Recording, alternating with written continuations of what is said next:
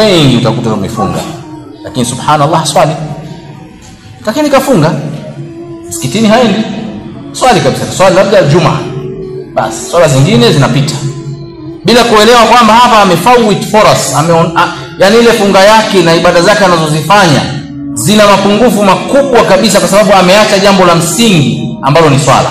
Huwezi ukafunga alafu usiswali, haiwezekani hata siku moja. Na wengi miongoni mwa Waislamu wanaona kwamba funga ina umuhimu kuliko swala, sababu inakuja mara moja kwa mwaka ndani ya mwezi wa Ramadhani. Kwa hiyo anaamka asubuhi na kula daku yake anafunga, lakini swala kabisa haswali, au anaswali kwa kubipi, yani anaswali Ijumaa mpaka Ijumaa, na sijabu utamkuta tarawih yuko msikitini, swala zote za faradhi ya kuswali.